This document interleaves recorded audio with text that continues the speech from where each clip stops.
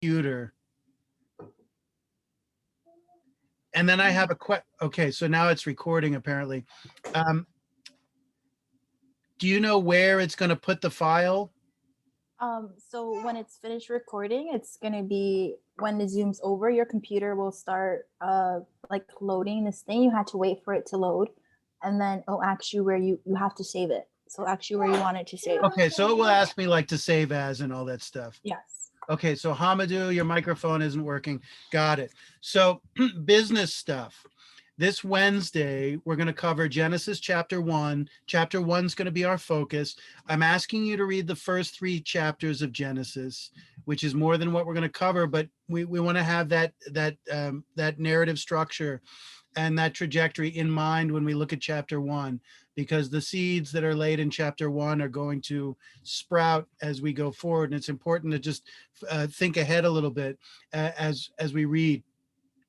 So I've also given you a fairly extensive amount of secondary reading for Genesis, particularly because the primary reading is so short.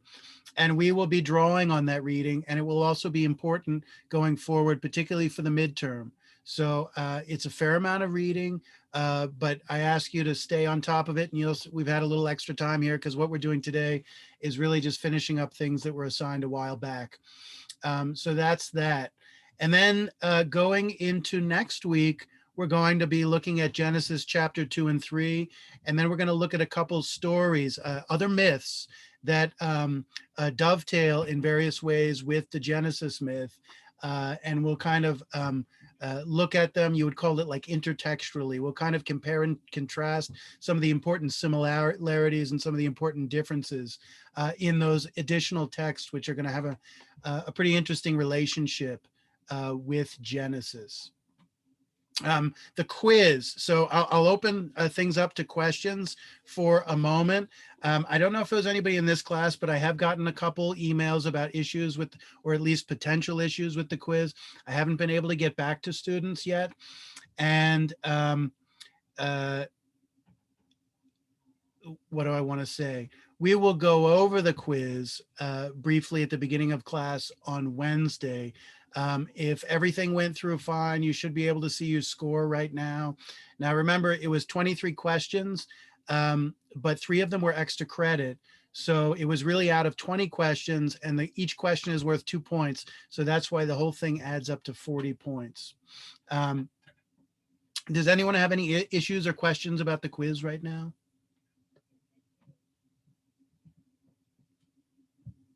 So, Professor, like you said, there were 3 questions that were extra credits. So, does that mean that basically the score that we have right now we would reduce like 6 points? So, like for example, if we have like 20 out of 40, so it will actually be like 20 out of 30, 34. So, I mean, it basically meant that you could get 3 wrong without them affecting your grade at all, right? So imagine you got all 23 correct. It would have meant you had a 46 out of 40, right? So you would have gotten 6 extra credit points beyond the denominator, right? It would be like getting 110% out of 100%, something like that. Does that make sense? Yeah, so it wouldn't be like 40 out of 40, it would be 46 out of 40. Yeah, if you got them all right. So the denominator is always going to be 40, but you had a chance of actually getting more than 40 points. You had a chance of actually getting more than 100%, which is how extra credit works. Okay, thank you. So Roxana, the total number of points you could have gotten was 46, right? But the denominator, the number at the bottom, is still just 40, right? So you're not being graded out of 46 points, you're being graded at a 40 points, right? Okay, so someone was upset she didn't get 46. Got it. All right. So what I want to do is to start with the readings on readings, and we're going to touch on some more than others. We're going to read some more than others. But I want to just hit on the key points of these texts. And let me just refresh, why I gave them to you, right? So these first couple weeks, this is a literature course. Literature involves primarily the act of reading, interpreting great works of literature coming from the ancient world, all over the world, um, right?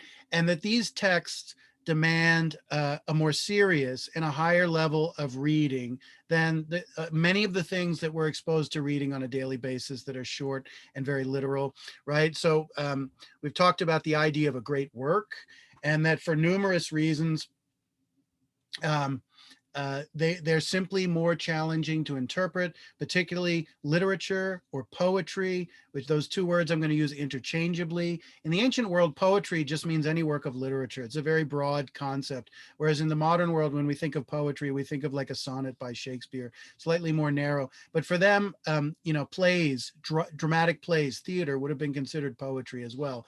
The tragic dramatists were called tragic poets.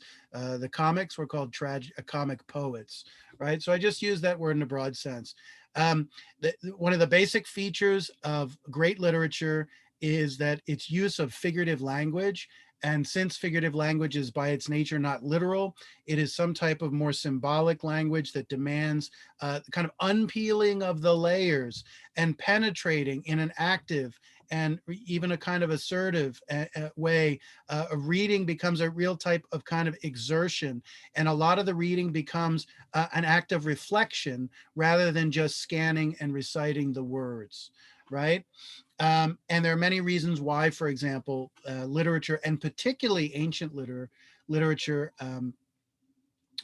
transacts its meaning through figurative speech, right? And I will just raise one motive for that, which is that they are not in the business of digesting their meaning and feeding it to you directly. They are compelling you to inquire. And one of the kind of ancient classic tropes of teaching is that you can lead a horse to water, but you can't make him drink. You can lead a horse to water, but you can't make him drink. Now that's a metaphor, right? Um, what do people mean? What do people mean when they say you can lead a horse to water, but you can't make it drink? People have heard that expression before. Yes, it means you can tell somebody to do something, but they're not always going to do it. You Yeah, could guide kind them, of. but they won't. It definitely has something to do with telling people. I wouldn't say it's so much asking them to do something. I'd say it's more a metaphor for what? Not so much To me, doing something. Well, I mean, it is true, right? If you ask someone to do something, they're the ones that need to do it, not you, and only they can ultimately take. So on a more literal level, that's absolutely correct. But I think there's even a more, there's a deeper figurative meaning lurking there. like to me, my understanding is just like you cannot help someone who doesn't want to be helped. That's true too. Anyone want to make one more go at it? What does it mean? You can lead a horse to water, but you can't make him drink. What I it, think it's like basically meaning that you could only help somebody so much, and if they don't want to help themselves, then the advice that you're giving to them doesn't necessarily mean much. absolutely. I mean, yes, you can talk to them till you're blue in the face. So, I mean, this expression is often used in teaching. And I mean, one of the elements about the literature that we're covering this course is that it never had the intent of simply being a form of entertainment, but rather that it was communicating fundamental things about our human nature, our human experience, and maybe the basic questions that we confront as human beings, and maybe even some of the answers, particularly dealing with things like how we should live our lives, given that we're a strange type of being with a nature that has the power of choice to do this or to do that, and the very ability we have to live a life of that a voluntary existence, a life of choice. We have to ask ourselves, well, what is, not only do we have a choice, but and not only do you have to make a choice, but the backing up on the question of what is the right choice. And what is the right choice means actually postponing making the decision. It means postponing the action that is the result of the choice, and thinking through a little bit what you think the right decision is, right? So leading a horse to water is often used in an educational context. Um, you can teach someone something, but only they can understand it for themselves, right? You can't, you can give all the tools of understanding to another human being, but it's only once they have had that aha moment of understanding whatever it happens to be, is when they really grasp what's being said. So for example, a professor could, or any type of teacher could give you all kinds of information. You could go, yeah, I understand it, but you really don't understand the full implications oftentimes until you figure it out for yourself from your own point of view, particularly maybe even when you're ready to understand it in relationship to your own experience, I right? also feel like another facet to that Yeah. is just that aside from teachers and professionals, like when people, like regular people, whether it's your mom or a friend who has your best interest, quote unquote, tries to lead you to water, you don't necessarily take that person's opinion to you don't necessarily value it too much because they need to be credible, and they have to accomplish things within their own life for you necessarily to be receptive to what they might be saying, which I feel like a lot Yeah, of people try sure. to give And of advice. course you go, oh, that's coming from my mom, or that's coming from my dad. You know, my dad's a pain in the ass. He's an authoritarian. That's just what he does, is give people orders. And the young, ignorant teenage son who's feeling his oats as like a young man is, I know the world. And what do you know? You're an old geezer from another period of time. We don't realize that in fact what they're saying may actually be for our own benefit in a bigger picture than we can even see, right? And absolutely, we have to be receptive to the message. Um, so figurative language, it gives us all the clues to what they're trying to tell us. But instead of didactically or in a preachy way coming out and saying, this is the concern, this is the thing you need to think about as a human being, they give it to you in riddles. They give it to you in symbols.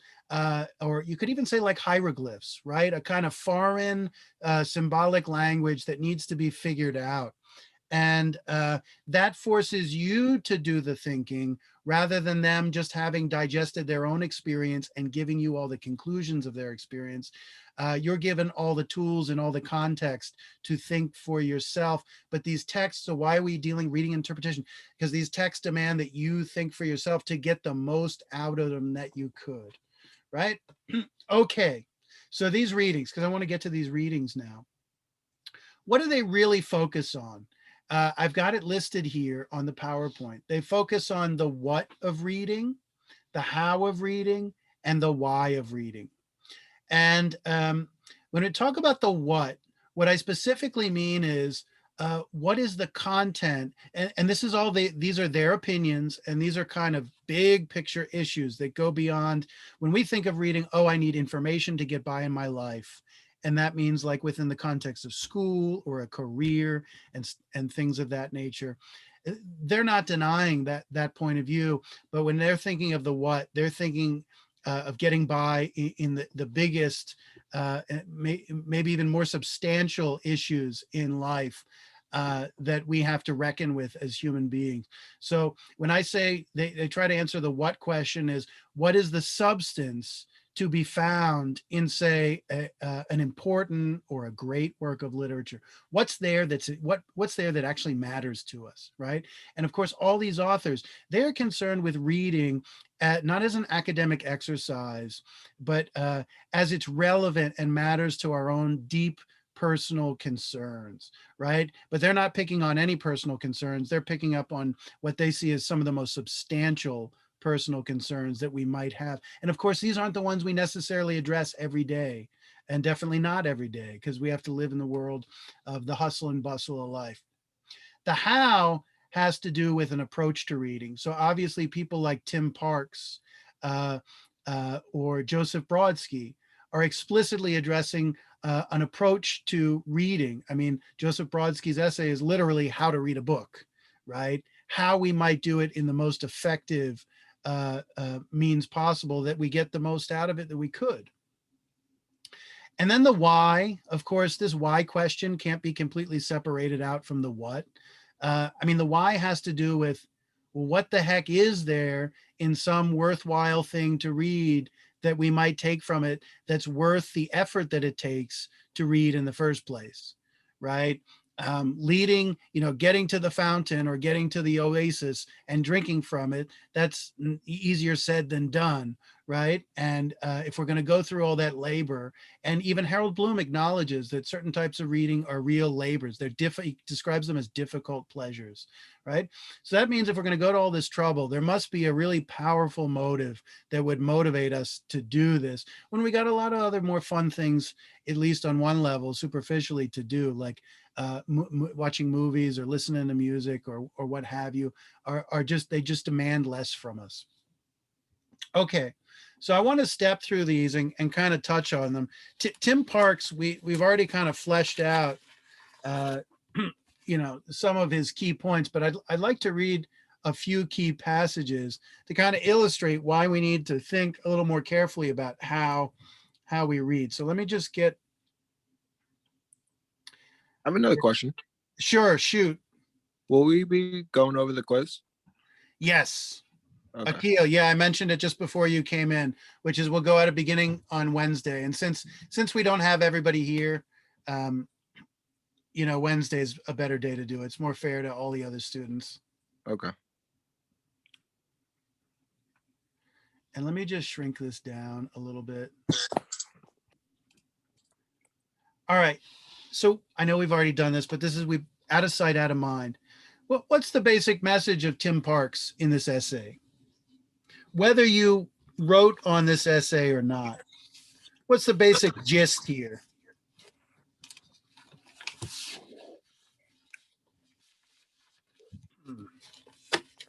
To be a conscious reader. Yeah, to be a conscious reader, or I would say, the word we've used is active reader. And what is that for Tim Parks? What does that involve? What is That some the real weapon is your mind.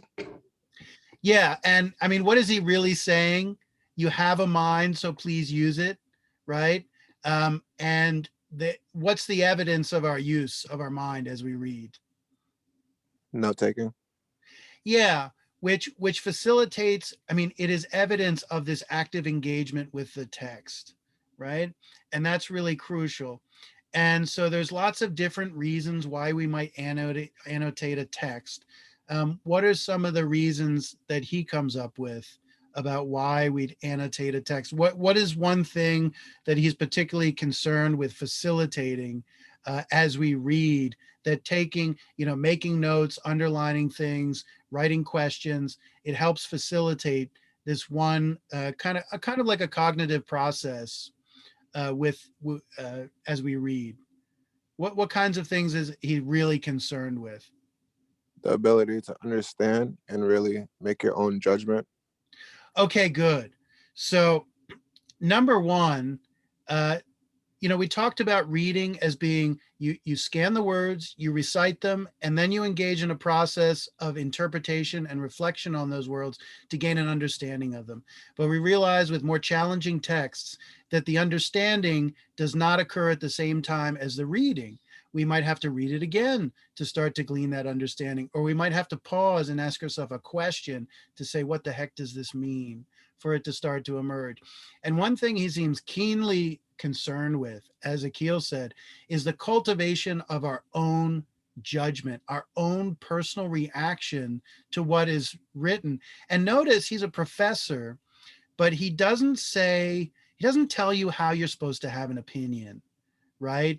He doesn't tell you that this opinion's right and that opinion's wrong. He simply wants to motivate you to, when he says, when we're talking about thinking for ourselves here, it's not just to understand what the text says, but to understand what you think about it, actually.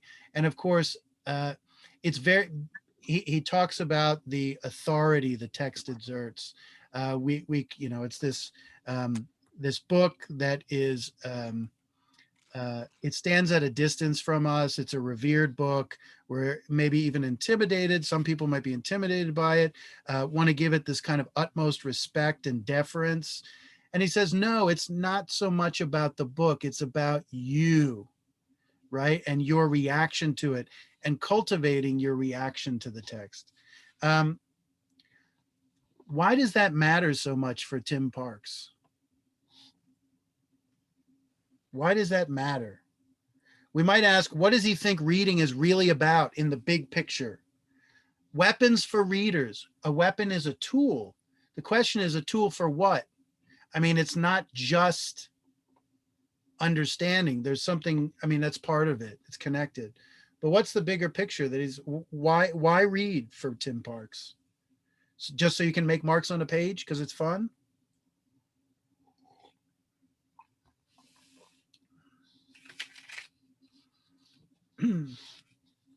Any thoughts? Jessica, any thoughts? Why does Tim Parks want us to read? Why does he want us to scribble on a page like we see here? He wants us to scribble on a page so that so that we know that we're actively reading. So like if you come across something you think it's interesting, you would put a question mark, or something you just have a question about. But he thinks that if we have a weapon in our hand, which is the pen, Okay. it'll kind of. Absolutely. So on one hand, it gets us to a more active form of reading. It kind of compels us to do that, right? But I still think active reading is still just a means. It's not the goal, right? The means is the vehicle to get somewhere. The goal is where you want to go. So Roxana says, take away the meaning of the text. I think there's something even beyond just getting the meaning or even to learn. So Roxana says to learn something from it. I think he wants What us does to he want decide us to really learn about, folks? What does he really want us to learn about? ourselves. Yes, it's not just the text, it's also ourselves. And that's evident through the way in which we react to it. I mean, a lot of times we over prioritize our own opinions, but oftentimes we don't realize how much our reactions are actually reflective of things about our own personal nature that we're not really even fully aware of, or we're not even fully aware of how that thing we've just expressed is really revealing who we are. And what does the text become? It becomes a point of comparison, because any written work is a kind of manifestation of another person's mind, right? And also their own point of view and their own opinions. Even stories have embedded with them opinions of the author in one shape or form or another. And that's why we love them or hate them or are indifferent to them, because of the opinions that are expressed. And he wants us to cultivate our own opinion, not in a vacuum, but in reaction to the point of view of another human being, right? So he really stresses that element of it. And I at times he's kind of, do violence to the text, do violence to it, because what matters is not the text, it's you. And sometimes he may, and look, the title is A Weapon for Readers. That's a conflict right there that is implied in this use of a weapon, right? But he does acknowledge that the weapons we have, our intellect, our reasoning, the experience we bring to bear on the text, is also for understanding and being sensitive. Because obviously, it's really important to point out, even though, I mean, when you think about it, it's not a genius statement. I mean, you cannot have an opinion about a text you don't understand. Because when you have an opinion about a text you don't understand, the opinion's not really about the text. It's just some opinion you have that you're kind of rehashing in a new situation, right? The problem is, of course, there are many times where we think we understand what's going on in a text or even a film or in life when we really don't, right?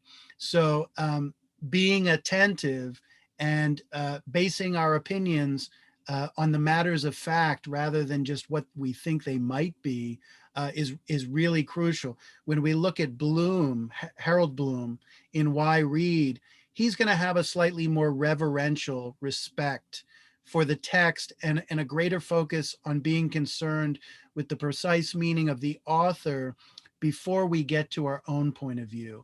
But nonetheless, he's going to stress our own point of view as well in terms of, and why, because it's a motivation. Why the hell do it? Why read, or why read these types of things?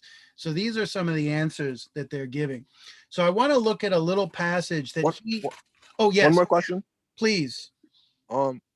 Now I know rereading is essential to understanding, but as far as what Tim Park says, as far as note taking while you're reading, do you think that it would be beneficial to note take the first time while reading or the second time? So this is one of the great mysteries of reading. Sometimes Because I feel like I get out my pen and I get out my highlighter and I start getting so involved in reacting to the text that it slows me down too much, and I start I don't get the whole picture of the text because I'm going through it so slowly that it's starting to get broken up into little sections, and because of that I'm not seeing the big picture. It really depends on what you're reading. It depends on the mood and things like that. I mean, if you, especially if you pick up a novel or something like that, the first time you read it, it's probably best, just in terms of the continuity of getting the big picture and the pleasure of it, to just read it. I mean, the things that you're going to mark up are either things that you have a personal fascination with, or you might be studying for something. Of course, he's trying to cultivate this attitude, not just in an academic context, but on your own. I think it's honestly, it's a personal decision, but I will say that in many instances, there are many texts that I couldn't understand the way I do, if not for the time of kind of visually dissecting it to start to see what's going on in it. And that so for me, I can only see what's going on sometimes when I start to break it down. Now, I remember I had a professor in graduate school, and we would do the same thing. We'd bring in the text, he'd open up his copy of it, and he'd read a passage from it. And what I noted is, like, he never had any highlighting, and he barely had any marginal notes compared to what I do. And yet he could find his place perfectly. He knew what he wanted to say, right? So I know, as the way my brain works, I need like a lot of visual cues to kind of clarify. Once something I've gotten familiar with, I don't need them so much, but at first, as kind of guideposts, I need them a lot. So there's my long-winded answer about when to do it. But I think it all depends. I mean, different books provoke different reactions, and sometimes you just want to read for pleasure, and making marks on the page can actually disrupt the process. So it cuts both ways. Any other questions before we look at this passage? Does that answer your question, Akil? yes, thank you. Okay, so I'll give you an example. We're going to look at chapter 1 of Genesis next class. There's something utterly simple about Genesis chapter 1. It's really short. It's like a page, something like that. And yet there's actually so much complexity buried in there that until you start kind of dissecting that text, it's really hard to see, or having read it many, many times. So what I want to look at, what's cool about Tim Parks is that he gives you the flavor of sharing text with students, and the kinds of challenges he encounters, or the kinds of challenges that the students encounter in reading things that he's more familiar with, obviously from his position, because that's what he does.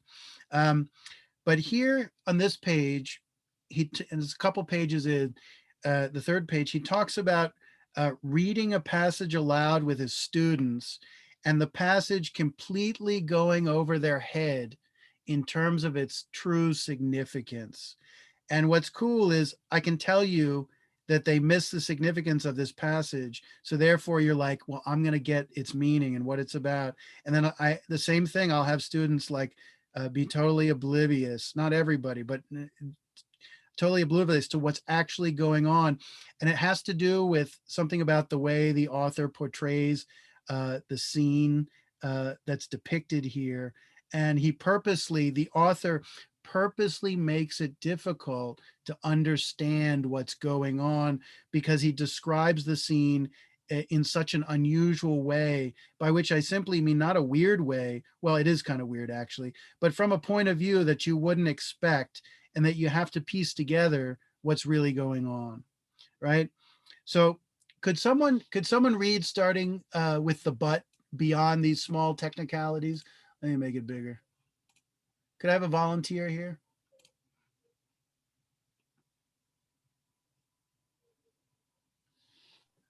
Yeah, I can read. Go for it, Sebastian. Thank you. But beyond these small technicalities, the kind of internal inconsistencies that someone like Beckett introduced into his work to wake the reader up, and again, many students do not notice such deliberate inconsistencies. I would find that we had read a page of Virginia Woolf together without the students realizing that we were being encouraged to think positively about suicide, or we would read Lawrence without their being aware that the writer was insisting that some lives were definitely were more than others. Okay, I even remember a let's class. pause right there, and we'll get to the next sentence in the next paragraph in a second. So he says he has students read, and that they miss certain basic, you could say, opinions that the author is asserting. So, for example, he says Samuel Beckett, famous playwright, intentionally puts inconsistencies or incongruities or contradictions within his plays to get people's attention, and the students don't see it. And so one little question is, why might they not see it? Because he gives 3 examples of things that students miss in their reading, and it's interesting to see that the care that he's chosen these examples, and actually we can start to see why somebody, maybe not just a student, might miss these things. I think because hold on, I forgot what I was gonna say. I think because they're accepting it as face value, unlike what Tim Parks Okay, good. wants us to do. And that's exactly, Park's premise, that we sit and we read and we go through the motions and we just assume we get it. Number one, we assume everything's just the way a kind of, logically consistent, for example. So I think part of the reason the readers miss these points that the authors are making is maybe one, because they don't scream these points from the mountaintops with exclamation points, but also because they defy our expectations. We set up expectations about what we assume is going to be in a text.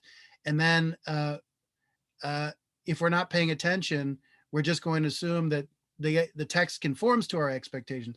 So we don't assume that his author is going to be deliberately inconsistent as a result of an intention. Number one. Number two, Virginia Woolf, she's a great writer, had a very difficult life. And here she's in one of her readings is talking positively about suicide. Well, our first reaction is that this is such a provocative topic that a writer of this esteem would not openly speak about suicide in a positive way. So we don't go looking for that, and therefore we don't see it. And then, of course, D.H. Lawrence, famous 19th, early 20th century writer, talks about certain lives are worth more or worth living more than others.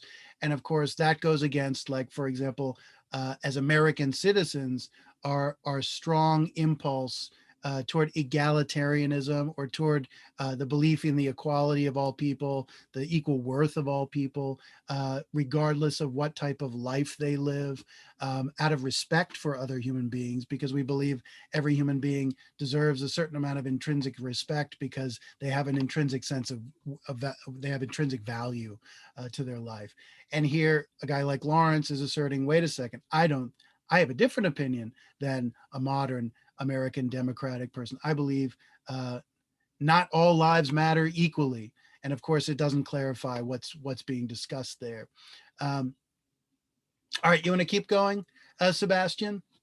with that last sentence of that paragraph into the next paragraph? Yeah. I even remember a class reading this passage from Henry Green, admittedly as part of a larger scene, without any student being aware of its sexual content. Okay, But in spite, so just 1 second. So Yeah. the next paragraph is the quotation from Henry Green that his students read aloud, even though it's not in quotation marks. He's got a colon here to indicate that this is from the text of Henry Green. Yeah. But in spite of Mrs. Middleton's appeal, the girl with a "Here you are" leant over to the husband and opened wide the pearly gates. Her wet teeth were long and sharp, of an almost transparent whiteness. The tongue was pointed also and lay curled to a red lip against her lower jaw, to which the gums were a sterile pink. Way back behind, cavernous and deep in a deeper red, her uvula seemed to shrink from him. Okay. So here's a passage that defies our standard expectations. Once we figure out what's being talked about here, I think we probably would have expected it to be this scene to be rendered in a different way. But Henry Green, this author, has rendered this scene in a rather strange way. But in spite of Mrs. Middleton's appeal, the girl with a "Here you are" leant over to her husband and opened wide the pearly gates. Her wet teeth were long and sharp, of an almost transparent whiteness. The tongue was pointed also and laid curled to a red tip against her lower lip, to which the gums were a sterile pink.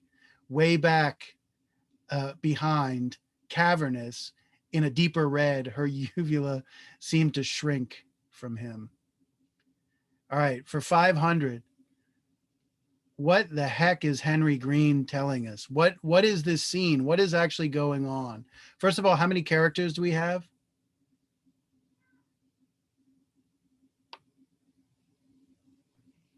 Two. Good. And who are they? We don't know Miss everything Middle, about them, but we know something. Miss Middleton and her husband. Or, Yeah. sorry. So we might just say a husband and her wife, a husband and his wife, or a wife and her husband, the Middletons, Miss Middleton. And the question is, so those are the characters. What is actually happening? I think through his explanation that he's trying to explain how zealous she was when she seen him. Could be, but let's be more strict. Let's be a little more common sense and direct here. Tell me what is going on? What is actually happening? I mean, there's not just a description of her mouth, but there is implied something going on. And the point is, most of what's going on is just implied, and it's actually almost concealed behind this very bizarre description of her mouth. What's going on?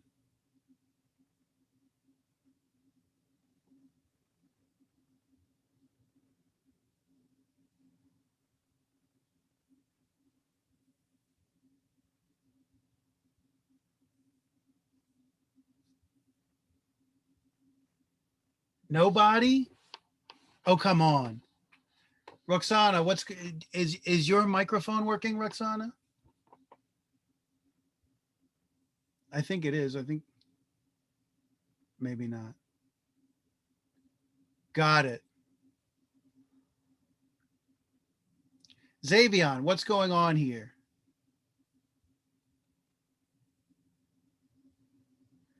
Okay, sex activity, maybe. I feel like she's speaking to him. Okay, good. Anybody who's got a microphone working, what do you think is going on here?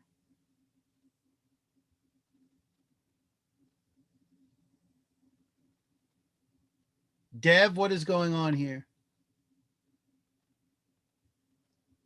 I mean, I think he's describing like them having sex. Yeah, so I mean, even when we figure out what's going on here, there's a little ambiguity of exactly what's going on, but there's some things we can clarify. Miss Middleton's appeal, the girl. So he describes her as a girl, even though, I mean, it almost, the way they're described is almost older, middle age or something, with a here you are leant over. I don't know. She's giving him some type of here you are look, or come hither look, or I'm paying attention to you look. Leans over to her husband and open wide the pearly gates. First of all, what are the pearly gates? And we're not talking about the pearly gates when you get to heaven. But of course, that's where the language comes from, right? The pearly gates of heaven when you die and you get judged by God with the angels, with the harps and stuff like that. What are the pearly Is gates that are being talked about? her mouth? Yeah, and her teeth are the pearly gates, right? So not only is her mouth open, let's just be clear. Well, I don't want to say it yet, but how sexual this passage is open to debate, because you're not really given a complete answer, but it could be more innocent or it could be less innocent depending on what you take away from it. And what's interesting is the ambiguity. So when he says the pearly gates, I mean, what he could be saying is here, Miss Middleton leant over, I don't know, imagine they're sitting on a couch or something, leaned over, opened her mouth and kissed her husband, right? I mean, that's one interpretation. But instead of using, let's, since it's not entirely clear, let's just assume that what happened here was she leans over and kisses her husband with deep affection and zeal. And then the question is, look at how he would describe that normally compared to how Green has described it.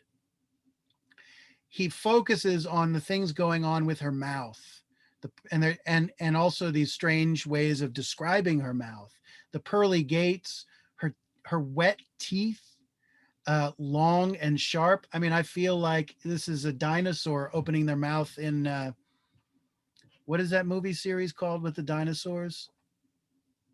What's the island? Dinosaur Island? What's that? Jurassic Park. Yeah, Jurassic Park. I feel like we're talking about a velociraptor opening its mouth, not a woman about to give her husband a kiss, right? So what's interesting is that the description actually gives you a lot of information, but that information actually distracts and conceals the actual action that's going on, because the author seems to be focusing on details that are not totally relevant to what's going on, at least in terms of how we normally expect uh, a romantic interaction between a husband and wife to be described. We're supposed to see, they sat down by the fire on the couch and she was having warm feelings about her husband and she leaned over to give him, a voluptuous kiss or something like that. This is clearly not a peck on the cheek, right? Her wet teeth were long and sharp, of an almost transparent whiteness. So she's got her mouth like wide open, right? The tongue was pointed. So then he gives all this description of her tongue, its shape, its color, where it is, and her gums. And then we're talking about way back, cavernous, in a deeper red. Her uvula seemed to shrink from him. What is this should be funny, right? A little bit when you figure out what is a uvula. Thing in the back of your throat. Yeah, it's that thing that dangles in the back of your throat that when a cartoon character screams, you always see it when they open their mouth really, really, really wide, right? So I don't know, either. So what's going on here? Fellatio. Yeah, I don't know. So it's either a kiss or it's like oral sex. And I haven't read the rest of this book. So it's one or the other, but given the nature of it, maybe we're leaning toward oral sex here. But look at the contrast between the way we feel and think about a sex act versus the bizarre way in which he's described it. There seems to be a basic tension between our natural mental framework for it versus how he's portrayed it. And the problem is it disrupts our expectations and it makes it harder to figure out what he's really talking about, because notice he doesn't explain what he's talking about. He only gives a set of clues or details. And from those details, we have to infer what's actually or really going on. And there's actually a kind of technique in literature. It's been given a formal name by academics called defamiliarization. Defamiliarization. And it's a fancy word to describe something kind of pretty simple. that very often, for various reasons, an author will describe something in a way that you wouldn't normally expect the description of it to. So they take something that's familiar and they defamiliarize it, which is to say they describe it or explain it from a perspective that you're not expecting and that it's not familiar to you, right? But when you discover what it is, it turns out to be something, reasonably commonplace. I have another question. Yeah. Um, I know that authors usually try to conceal the theme sometimes, but why is this explained like that? If it's not, like, why is it so significant to Well, that's a good explain? question. I mean, I'm not familiar with Henry Green's work, and Parks includes it here to just give us an example of an instance where you could read this. If you read this the first time without kind of taking your time to read through it, you would just maybe read right over it and have no clue what's really being said. If, for example, we conclude that what's actually being described is oral sex. Why does he do it? Just his style? Well, number one, it could be his own kind of affect of style, like his own particular what's the word, quirky approach to writing. It could be that he wants you to figure out the content for yourself. This is an instance where the writer leads us to the water, but he doesn't allow us to drink its full meaning until we figure it out for ourselves. If you think about, if it is about sex explicitly, there's something uh, really provocative about just spelling out in explicit ways sex acts in literature. And up until, well, it's sometime in the 18th century with like people like Marquis de Sade, where they get involved in like vivid description of sex acts and perverse sex acts and blah, blah, blah, right? Prior to that, it's not like sex was an unimportant theme of literature, but it was always depicted in a kind of oblique way where it's not depicted directly and you have to figure out from what's going on what's really being said, because there were all types of rules of decorum that made it on one level just unacceptable to openly talk about, say, sex acts, for example. So I don't know what era Henry Green is from. He sounds like a 19th or early 20th century writer. But maybe he felt some obligation to not spell things out in a way that would be too provocative. Okay, so let's move forward here in the interest of time. Brodsky's How to Read a Book, right? So Joseph Brodsky, a famous poet, writes a little essay about how to read a book. And he weaves together a ton of literary references from Nietzsche, I think, to Faust and many other literature that you may or may not be familiar with. So there might be a number of things you might lose in the process of this. So here he's talking about how to read a book. And it's a simple question, right? This is a question mark, this title. And what's his answer to how to read a book? What is his simple answer? And it's an interesting answer. It's maybe not one we're expecting.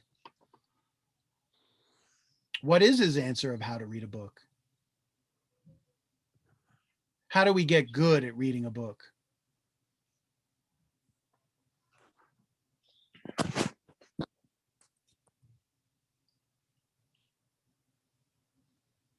Oh, come now. Nobody had this assigned to them?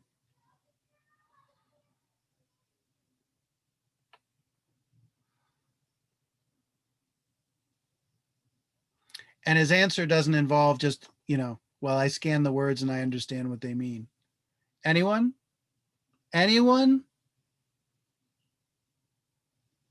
Wen Shen? Any idea?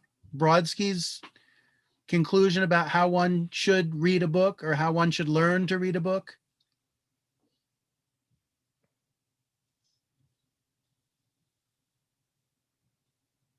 Vanko, any thoughts?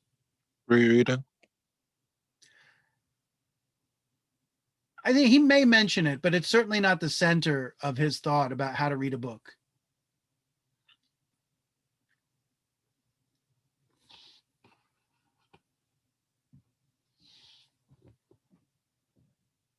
Jessica, any thoughts? How do we learn to read a book effectively? I unfortunately don't have any thoughts. Okay. So the answer for Brodsky about how to read a book is learn how to read poetry. Learn how to read poetry. And we'll clarify exactly what he means here in these two paragraphs right here.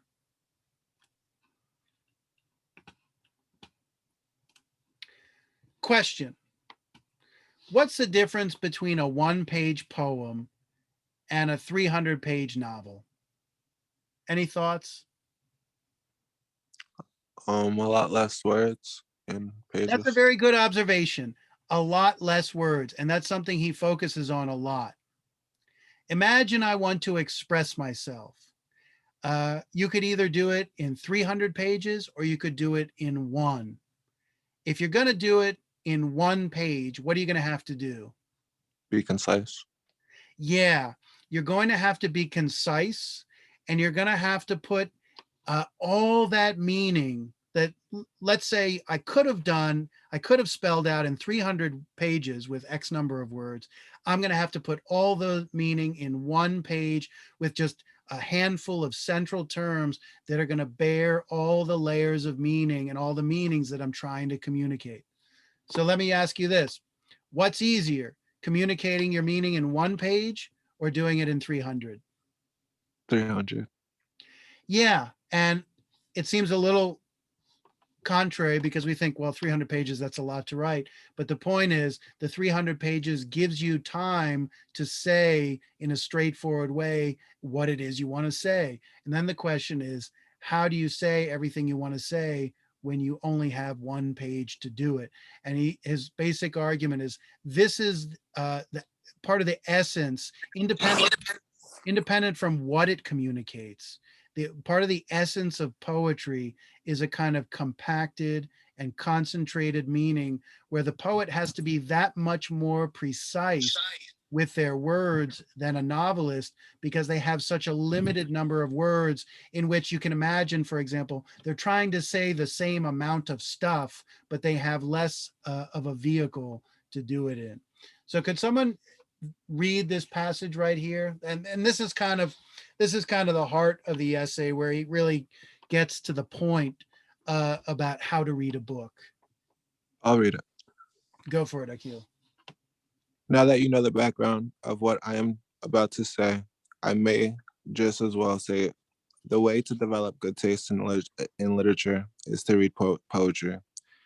If you think that I'm speaking out of professional partisanship, then I am trying to advance my own guild interest.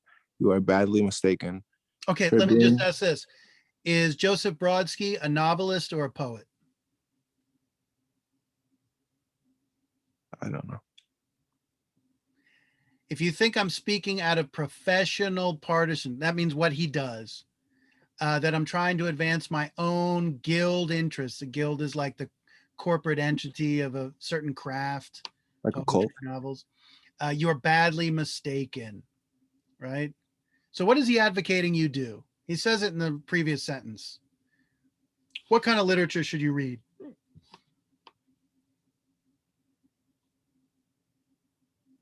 Poetry. Poetry. Is he saying this just because he's a poet? Is he a poet? Yes. Right? And then the question is, why does he want us to read poetry? Okay. You want to keep going, Akil? Sure. For being the supreme form of human locution. Poetry is not only the most concise, the most condensed way of conveying the human experience. It also offers the highest possible standards for linguistic operation, especially when on paper. Okay. So he says, I'm advocating, if you want to learn how to read, say a novel or read anything, he's saying, I'm saying to you, dear reader, learn how to read poetry. And he's saying, I'm not saying this because I am just because I'm a poet. He's saying because there are certain characteristics of poetry that force you to hone your skills as a reader better than, say, a novel of 300 pages, right? And what are the distinct elements that distinguish, in his eyes, poetry from, and here he is talking about modern poetry as distinct from a novel, for example, prose, right? He says it's the supreme form of human locution. What does that mean? The supreme form of human locution. Again, he's speaking in a way that might not be obvious what he's really saying because of the way he's saying it. Supreme form means what? Oh, come on, folks. I know it's a holiday. I get it. What is he saying about poetry in this sentence? It's the supreme form of human locution. Is the best way to express things. Yes, so locution, loquacious has to do with human speech, our ability with words, speaking and writing. He's saying poetry is the supreme form of human communication, right? And he's saying precisely, not because I'm a poet, although, you know, this is bias. He says poetry is not only the most concise, the most condensed. So when he says poetry is concise and condensed, what is he trying to say about poetry that makes it different? It is accurate. Pardon? It is accurate. Accurate? No, I wouldn't say that. At least right.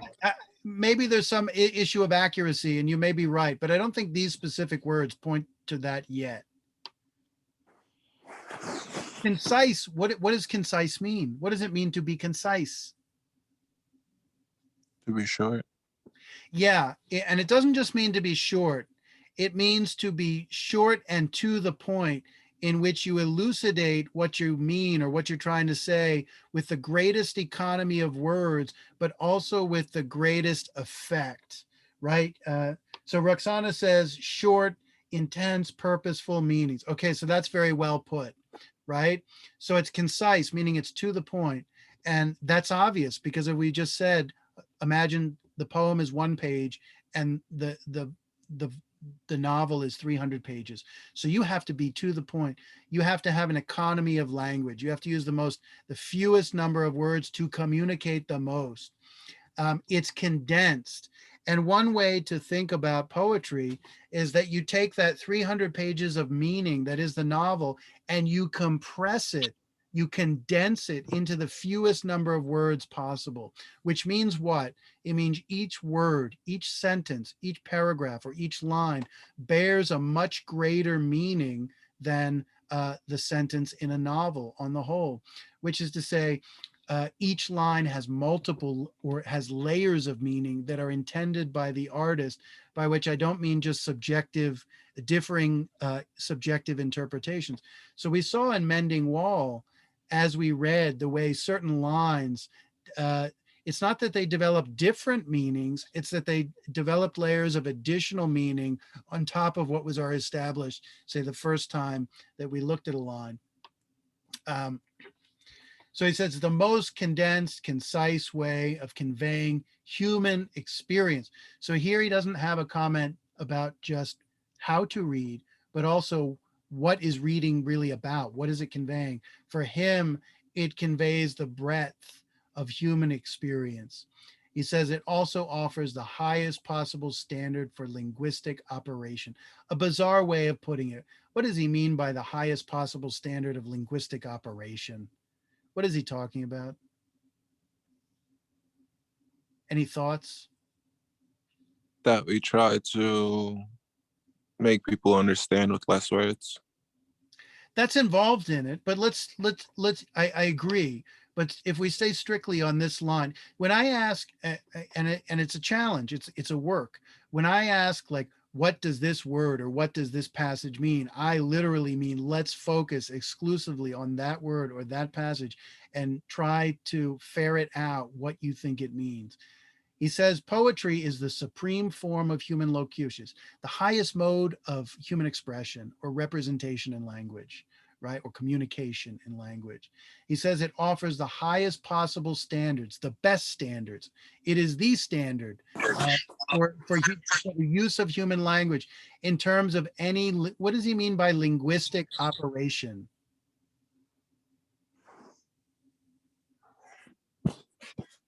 What do you think he's talking about here? Ways of using the language. Yeah, I agree. I mean, it's a slightly mysterious expression because it's not one we normally use, and I think he knows that, right? Is that like another way of saying like conversation Well, or I mean, communication? Communication, sure. But I think more precisely when he says, I mean, obviously linguistic has to do with language. Linguistic operation, it could have to do with style. It could have to do with grammar. It could have to do with structure.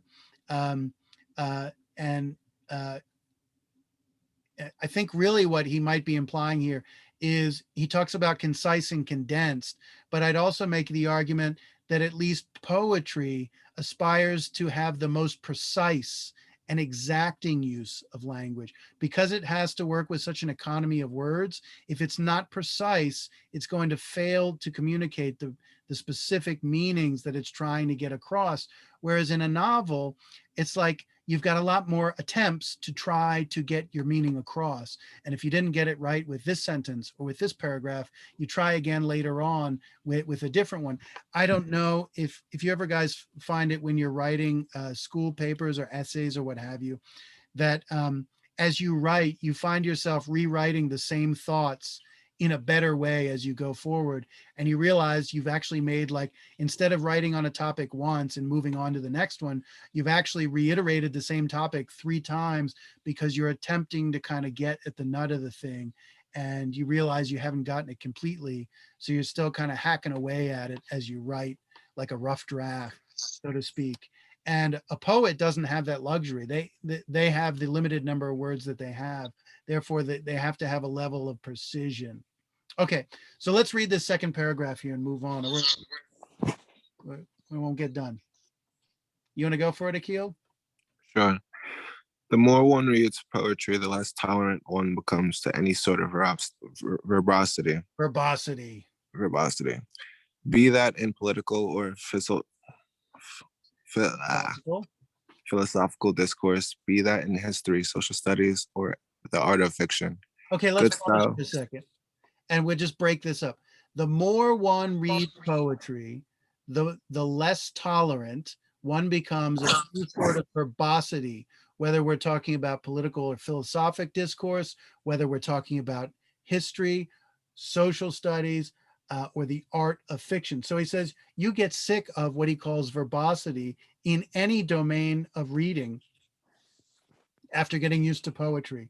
What does the word verbosity mean? I think a lot of words. Yeah, someone who is verbose. So the root is verb, but I think, I mean, historically, the word verb just has to do not just with actions, but it has to do with words, right? When someone is verbal, it just means like they're good at speaking or they like to speak. Someone who is verbose, which is this, closer root to verbosity, is someone who uses an excess of words, who is constantly doing this and not cutting to the chase. So when you read poetry, what happens? You get sick of all the excess language that becomes or seems unnecessary, right? In any type of writing you read. That's his claim anyway. You want to keep going? Good style is prose, and any good style in prose is always hostage to the precision, speed, and laconic intensity of poetic diction. A child epitaph is an epigram conceived indeed as a shortcut to any conceivable subject matter. I'm sorry. Poetry to prose is a great disciplinarian. It teaches the latter not only the value of each word, but also the mercurial mental patterns of speech, alternatives to linear composition. Uh, The knack of omitting the self-evident emphasis on detail, the technique of emphasis on detail, the technique of anticlimax. Above all, poetry develops in prose the appetite for metaphysics metaphysics that distinguishes a work of art from mere belittlers. It must be admitted, however, that in this particular regard, prose has proven to be rather lazy pupil. Okay, so he describes prose writing as a lazy pupil in that it lacks the economy, and therefore, because it lacks the economy, because it's verbose, it lacks the precision, it lacks the discipline of poetry. So you can start to see, whether you like the idiom of poetry or not, you can see, you could make an argument that there's simply a greater challenge in writing a poem than there is a novel because of the concision, because of the abbreviated nature of the format. It just poses a certain type of challenge that the other one doesn't have.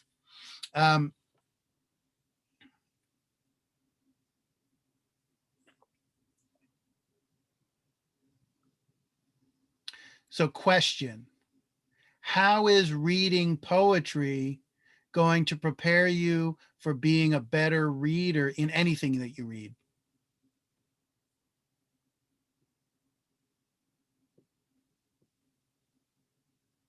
Even if you don't like poetry.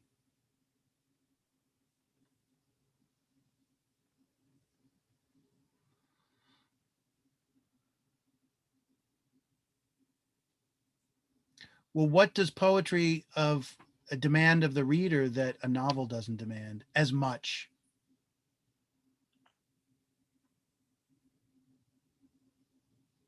It'll allow you to cultivate an understanding with words, to basically use less words to Yeah. So propose. that's in writing, but well, let's just clarify. What does the poet has to do?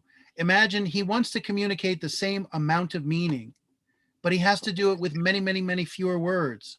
And therefore he has to be much more precise, and he has to put more burden those words with more meaning. What does that mean for the reader? It means in a poem, some of the most important things are left out because of the economy of the format. And therefore, the reader has to infer what those things are. And furthermore, as each word becomes more significant, there are more aspects to its meaning that need to be discerned by the reader. Right? Does that make sense? Because we want to move on here. And I think people are tied up. So one interesting observation he makes, he says, above all, poetry develops in prose that appetite for metaphysics that distinguishes a work of art from mere belles lettres or belles letters, right? So an appetite for metaphysics. What the heck is he talking about? Let me just clarify here, right? When we think of literature, a lot of times we just think of pretty language that has a distinct style that's evident, a certain flourish of, or an approach, or even a gimmick of writing, right? And belles lettres, the word literally means like pretty letters, or we might even think of it as like pretty writing. If you ever, go to an art museum and look at paintings, there's a difference between artists who make pretty paintings that are nice and they feel nice versus artists that are trying to communicate the most substantial content, and they're not pretty in the same way, but they have a rigor to them, a structural rigor, an appeal that goes beyond just being nice looking, right? Like abstract art? Pardon? Like abstract art? Could be, I mean, I'm not specifying. It could be any type of art, but I mean, yeah, abstract art is actually conforms in a lot of ways because it's very often reductive, and it puts a lot of burden of meaning on something where you're given a lot less. But I wouldn't confine it just to just abstract art. But that's a good example. And the point is, what he sees good writing as really about is not just pretty words, but some type of deep substance. He calls it metaphysics, deep substance about the human experience or the world we're living in, the condition we're living in, and not just something nice that people go, oh, that's pretty, right? He's looking for something serious here. Um, One reason I give this writing is because when we turn to Genesis, the Genesis, ancient religious texts like the Bible, were understood, and by scholars today, they're still understood as poetry, right? And one thing they do is they speak in figures of speech, and they're incredibly condensed. There is so much happens in the first three chapters of Genesis. They could warrant being written as their own novel that's 500 or 1,000 pages long. But they're all that meaning and all that significance, all that wisdom, all that human experience is condensed into three very short chapters. And what it means is all those words are burdened with a tremendous amount of meaning. And for example, theologians, rabbis, rabbinical interpreters, and Islamic scholars, they have spent literally thousands of years trying to tease out the deeper meanings of, say, the first three chapters of Genesis. So what we can read very quickly in maybe 10 minutes is not the same as what we can understand from it over a longer period of time. And the Bible in particular has that kind of, the word I use is not condensed or concise, but a kind of compression. The meaning is compressed and concentrated down to a tremendous economy of words. What's so weird about the Bible when you read it is that it's so abrupt, and it's like there's much more left out than what's left in, and it raises all kinds of questions, and that the text doesn't answer directly because it moves on to the next point, because it has this tremendous economy that Brodsky is talking about. But we should move on here. Anybody have any thoughts, questions, comments about this writing? Let's move on to Harold Bloom. Okay. Could I have a volunteer for Bloom? Well, let me ask this. Maybe I'm putting you on the spot. The little title of this snippet of his essay is Why Read? Anyone come up with an answer? Why Harold Bloom thinks we should read?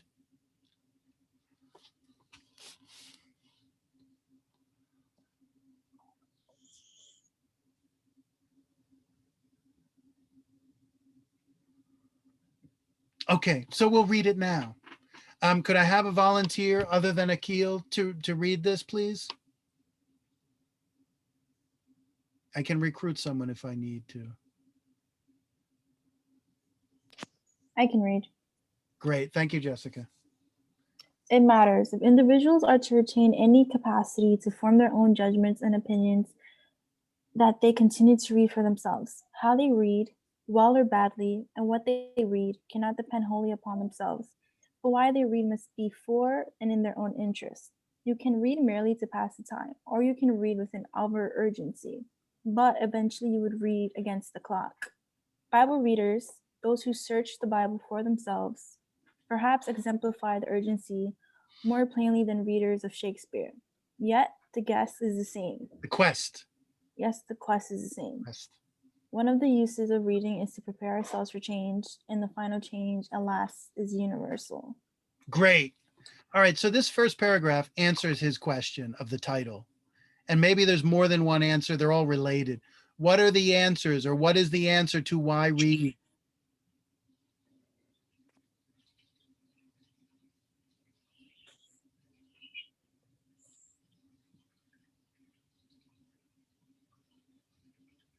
You don't want to hear me give you the answer. What's his answer?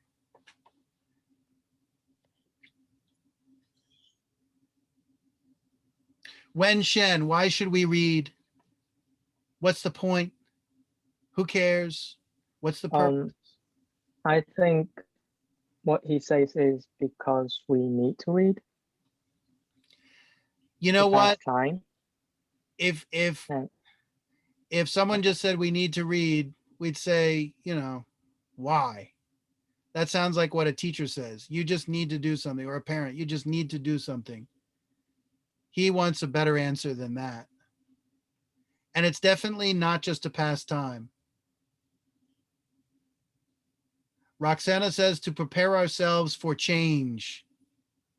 That's part of it. Absolutely. What is the change that he's really concerned for human beings to prepare themselves for? Anyone figure that out? Let's start out with the topic of change. First of all, what change are we talking about?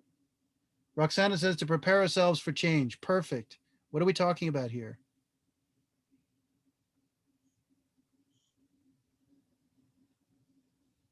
Let's rally the troops here and finish this class strong. So, last sentence of the paragraph. He says, one of the uses of reading, it's one of the purposes, which is to say, one reason why we should read, is to prepare ourselves for change. And the final change, alas, is universal. Let's start with the last phrase there. What is the final change? What kind of change is he talking about? He's talking about change in our lives, right?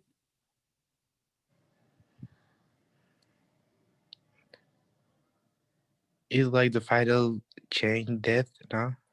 Thank you. And so notice how he doesn't just say, yeah, life's a bitch and then you die, so you better read to, what's the expression?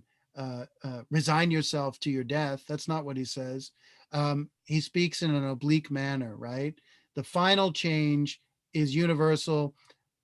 All human beings are mortal. You're a human being. You're going to die. So he says we're reading against the clock, among other things, and the clock is the clock of life, right? And not just the clock of life. He also acknowledges that, you know, we live modern lives where we're not all equally leisured. We don't have the time to just sit and read all the time. We can't do that. So we have to therefore be selective about what we read. Don't read shit. Read the best stuff you can come across, because otherwise you're wasting your life until you die. So that's the final change. But what other changes might he be talking about? He doesn't tell us. Prepare ourselves for change. What kind of changes? He talks about the last change is universal, and not all the other ones in between are universal. But what are some of the big changes in life that he might be referencing here? He doesn't tell us. What do you think it is?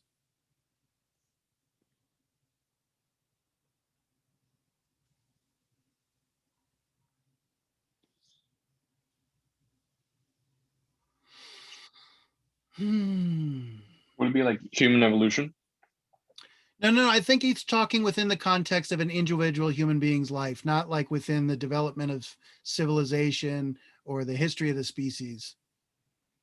What are the So changes? like, Look, like what's the premise here? We should read because it's somehow relevant to us as individual human beings.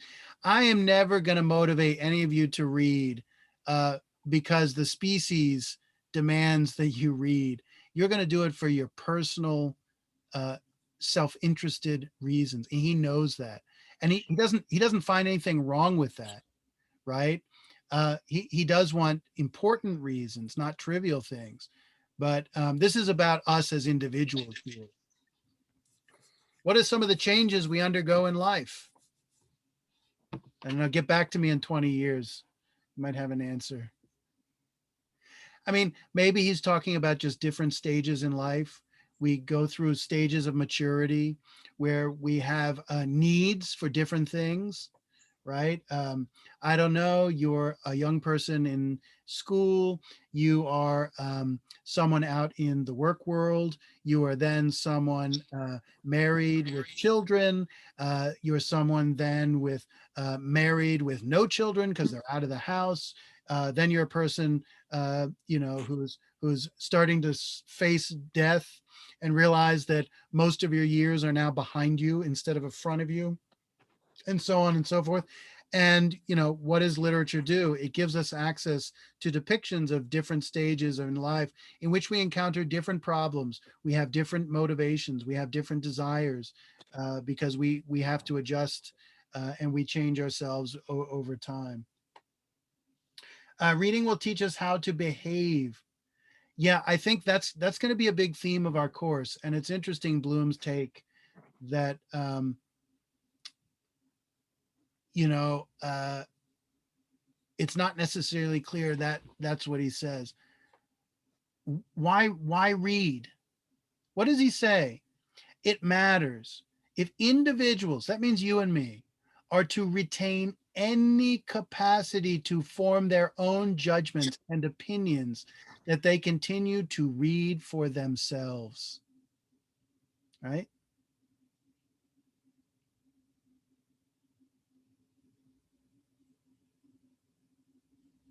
Do people easily think for themselves?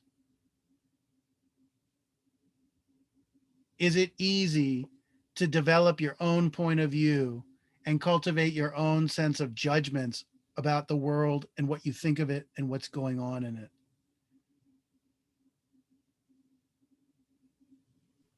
No, not always. I would say no in general. I don't want to say quite never, but like he seems to think, and maybe this isn't what you expected, but that this is a significant challenge for any human being. We are born into a world in which society, every society on the planet, from the beginning to the end, demands conformity of conduct, conformity of belief, conformity of opinion, and what we're educated into the beliefs, not of any society, but our society, because our society demands that conformity in order for it to function the way, I don't know, the powers that be need it to function. We might even say this. Bloom wants us to be woke in a certain way, in the broadest sense of the term. You might even say enlightened, right? That's really what woke means. It means enlightened, right? To form your own. Notice he doesn't just say judgments and opinions. He says your own. So here we see a theme coming from Tim Parks, right? That reading done in a certain way is there for you. You can't really get anything out of it unless you're actually pursuing the meaning of the author. I mean, what's the point of picking up a book if you don't honestly think that you're ignorant in some fundamental way and that therefore you actually want to learn something that someone else has to offer? And it doesn't mean you're reading something that's preaching didactically, this is what the world is. You could be reading a novel and just looking for the experience that the novelist is familiar with and the different world that it's conveying, right? But if we're going to have our own, you might say when he says own judgments and opinions, might even be saying like to have our own minds, right? To not just be a victim of the matrix, to not just be a victim of the mindless zombie conformist existence that we see a lot of people engaged in around us. And each one of us has our own, you know, pitfalls with that aspect, right? And so notice he said, if it matters if individuals, I mean, if you want to be an individual, you have to have your own mind, which means you have to have your own judgments and opinions. And he seems to think what's found in books opens up a world beyond just the present day that gives us things to think about that are different from the world that we're in at the present, right? I mean, this is something I've said about literature that comes from the ancient world. It's a world that's both like ours, but also not like ours. And it being not, we tend to denigrate the fact that it's not like ours, but this might actually be the great value to see how other people live, to see how other people think that are actually different from ourselves, because we spend most of our time just trying to confirm our own biases that, I don't know, the nation is this, or our nation is that, or this politician is this, or this politician is that, instead of stepping back and seeing a picture that has alternatives beyond the thoughts of our own day. So this is he says, but why read, but why they read must be for their own interest. It must benefit you. And there's a certain type of personal enlightenment involved here, the ability to to develop your own opinions. Most people don't have their own opinions. Most people just spout off the opinions they're given by their group, whatever it may be. Why don't we go just a little further here? Who is reading? Oh, so Jess isn't here anymore. I don't see Jess. Could someone read the second paragraph for us? Yeah, I can read it. Great. The way we read now, when we are alone with ourselves, retains considerable continuity with the past. However, it is performed in the academies. My ideal reader and lifelong hero is Dr. Samuel Johnson, who knew and expressed both the power and the limitation of incessant reading. Like every other activity in the mind, it must satisfy Johnson's prime concern, which is with what comes near to ourselves, what we can't put to use. Sir Francis Bacon, who provided some of the ideas that Johnson put to use, famously gave the advice, read not to contradict and confute, nor to believe and take for granted, nor to find talk and discourse, but to weigh and consider. I add to Bacon and Johnson a third stage of reading. Emerson, fierce enemy of history and all of historicisms, who remarked that the best books impress us with the conviction that one nature wrote and the same reads. Let me fuse Bacon, Johnson, and Emerson into a formula of how to read. Find what comes near to you that can be put to the use of weighing and considering, and that addresses you as though you share the one nature, free of time's tyranny. Pragmatic. Great. We can stop right there in the interest of time. Very nicely done. So he shifts from the first paragraph, which deals with what? Why read? And in the second paragraph, he deals with what? What about reading does he deal with? He shifts his focus or his theme. The second paragraph is really about what? What is it about? Your attitude when reading? Attitude toward reading? Yeah. I basically agree. I'm just looking for a different word that really clarifies it. We're not talking about why read. We're talking about what? Because he's answered that question in the first paragraph. Whether you agree or not, he's answered it. How to read? Yes. Right? Look what he says. The way we read now. He's dealing with the theme of the way we read, which is how we read. And what does he do? He takes 3 quotations from authors that have impacted his own understanding, his own judgments, his own opinions, things that are interesting to him, that matter to him. He's taken them and kind of synthesized them. So he says Samuel Johnson, famous 18th century essayist and publisher. He says what we should read is what comes near to ourselves, or what comes near to ourselves and what we can put to use. What are the kinds of things we should read? What does he mean when he says what comes near to ourselves and what we can put to use? Things that resonate with us.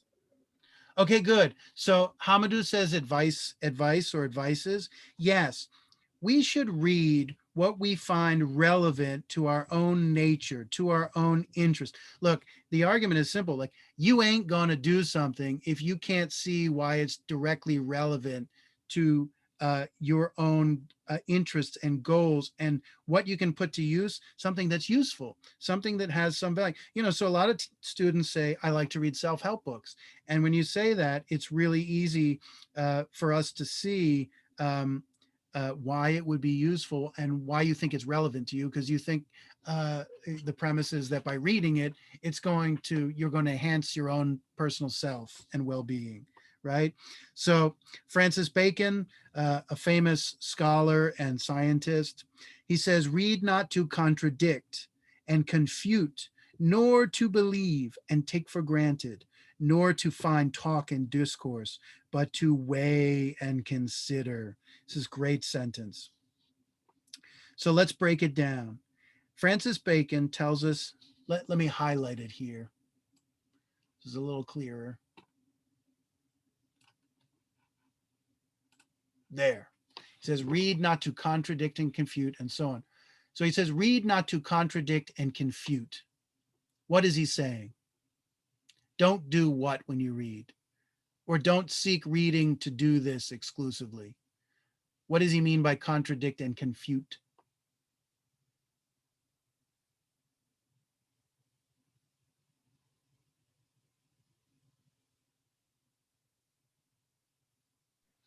Like, don't read like trying to find like something to disagree with Yeah. or to like cause So a problem with. he's talking about, and then he says, nor to believe or take for granted. He's talking, we all do this, right? He's talking about a certain type of reader who, either wants to prove the author wrong. We want to contradict, and confute is like to refute. To refute an argument is to like rebut, reject, disagree with. Contradict has a related meaning, right? So there's a certain person who picks up the book in an argumentative disposition, determined to prove it wrong, and like they've got an axe to grind. And he says that's just not a helpful for you as a person, as a reader. It's not a helpful position. You're not going to learn anything if you're determined to prove everything that you read or come across as wrong. That starts to become pretty simple.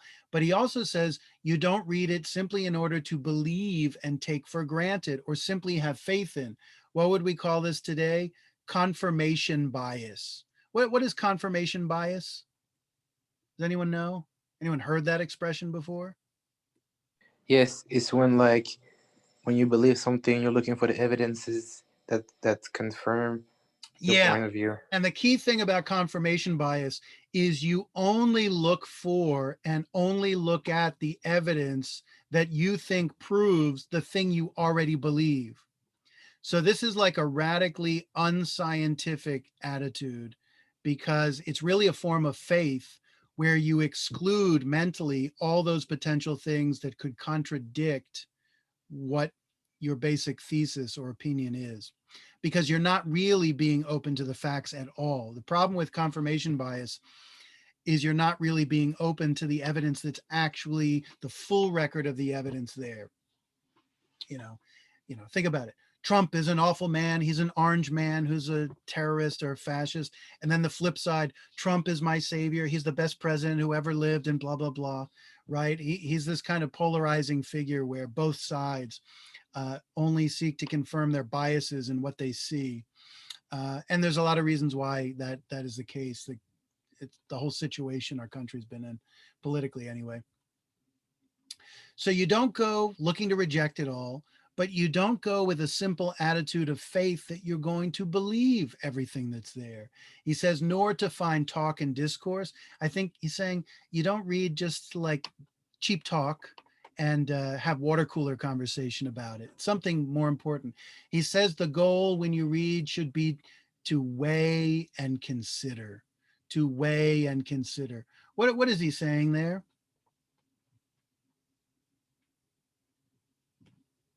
What does it mean to weigh and consider what you're reading rather than to simply reject it or contradict it out of hand or to take it for granted and just believe it?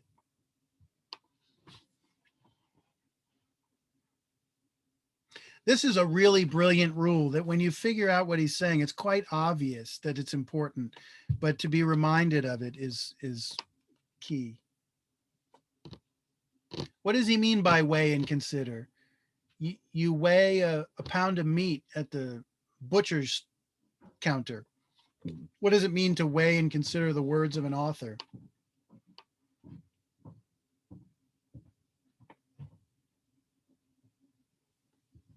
Yeah, to think about what you're reading, to contemplate what's really being said in a state where you neither completely accept nor completely reject what's being said, because that might be the state of mind in which you're most open toward really trying to figure out what's being said in the first place, where you're neither a big proponent or opponent of what's being said, right? It's a certain, yeah, it's a certain type of neutrality. I mean, there is a catch with neutrality. We're reading because we need stuff for our lives. We need certain meanings. We need certain experience. So there is a great interestedness in why we're reading, but this is about how we read. And this means we need a certain disinterestedness, a certain neutrality, and a certain openness. Maybe we're going to make a harsh judgment or a confirmation eventually, but when we first encounter something, we've got to linger over it and be open to it and turn it over in our minds. He seems to be saying something like that.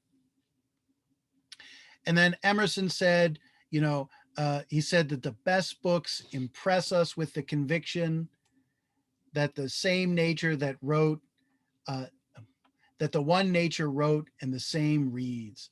And then he says, let me fuse Bacon, Johnson, and Emerson into a formula of how to read. And he says this. What does he do? He synthesizes these three quotations from these three authors into one statement that's Harold Bloom's statement. He says, find what comes near to you that can be put to use of weighing and considering, and that addresses you as though you share one nature free of time's tyranny. Well, let's finish with this. And I'll have to make some references to the other works. What is Emerson talking about when he says to consider a work, or that the best works impress us with the conviction that one nature wrote and the same reads? What the heck is he talking about? Any thoughts?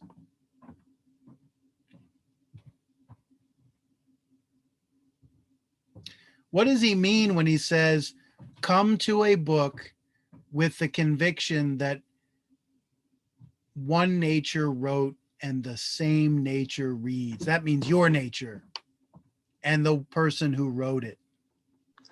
It means like we are humans, and you cannot have your own opinion and think about what the person said. Is that's what I understood, at least? I don't know. I pretty much, I think you're on the right track. Does anyone want to add something to what Mohammed said? What is this one nature about, and why does it matter? What nature are we talking about?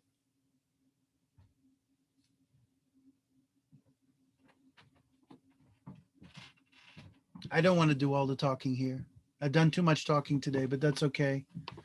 I just don't think you're interested in hearing what I don't mean this in a self-deprecatory way, but it's much better when students do the talking rather than me. What is the one nature we're talking about?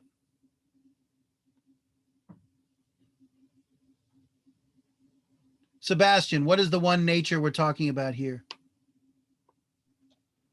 Like the human nature, like just human existence. Absolutely. Human nature, right? What is Emerson? He's a great, important 19th century American writer, essayist, moralist, philosopher. What is he saying here? This is really crucial. That when we read, imagine we're reading the Old Testament, but we're not Jews, we're not Christians, we're not Muslims. It's not our book specifically. Or we open up Shakespeare and we're not from England in the 17th century. Or we open up Emerson and we're not Americans who lived in the 19th century. We're somebody else.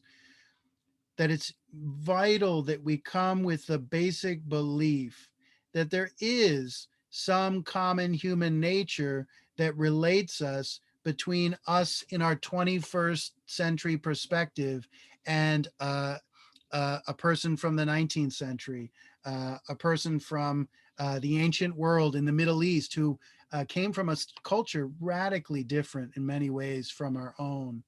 I mean, this is particularly crucial today with the kind of obsession with identity politics that's determined to kind of categorize, put everyone into a stereotype.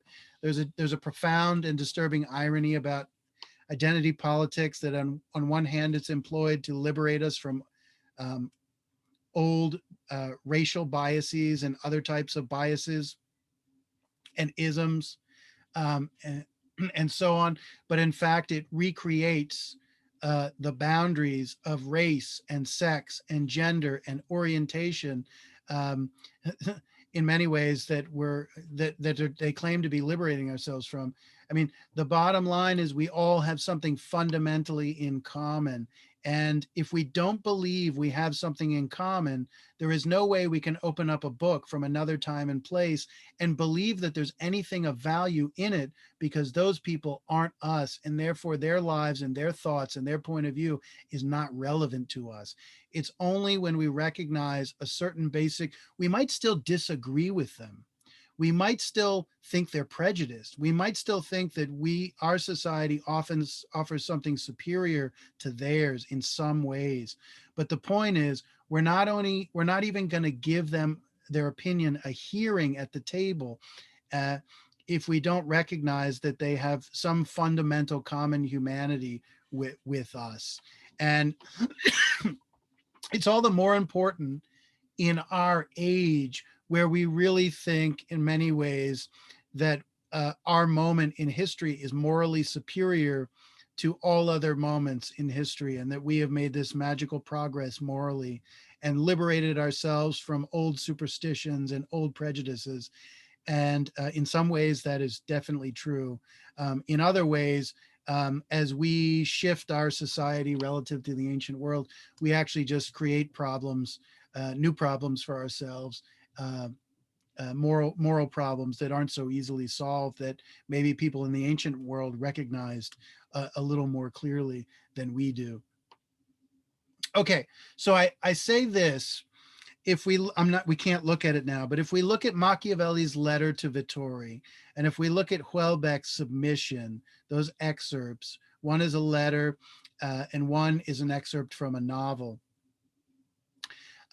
One of the themes there is connecting with the text you're reading as if you're connecting with another human being. So there's this passage in Machiavelli where he comes home from his day out in the town and out in the woods doing chopping wood and going to the store and talking to the riffraff at the store. And he comes home and he puts on his royal garments, as he describes it, and sits down at his dining table to read. And he's reading the ancient philosophers and the ancient political writers. And he imagines himself as if he's in court with them, having conversation, traversing 1,000 years of time or more, connecting with them, and feeling and recognizing their common humanity, that the questions they have about life, the questions and the problems they face are in many ways no different than the questions he's answering and the challenges he's confronting in his own life. And therefore he depicts this as almost a kind of imaginary dialogue he's having, where the authors that are dead are in fact not dead, but they're living in a sense in his imagination. And when we look at the piece by Houellebecq, we see a recapitulation of that idea, where this academic is writing a dissertation on a 19th century, I think he's a Belgian author, in which, as he does his research and reads the works of this author's writing, he feels like he's engaged in a personal relationship with him, right? And to make the simple point, I mean, the words on a page seems so impersonal, but the point is they were written by another human being from their own point of view of their emotions, their passions, their intellect, their experiences. And that text has the residue of that person's life and their psychology embedded in it. So when you read it, what you're really doing is having a relationship with another person, if one takes those words as seriously as you can. So we're out of time here. We're over time. Any questions, thoughts, comments, issues before we call it a day? Don't all holler at once here. Are we good? Yes. Yeah. Yes, we good. Okay. All right. So, Xavion, you just hold on for a minute because I need to stop recording. Otherwise, everybody, we'll see each other on Wednesday. So have a great evening. Thank you. All right, thank you. Thank Bye. you, Professor.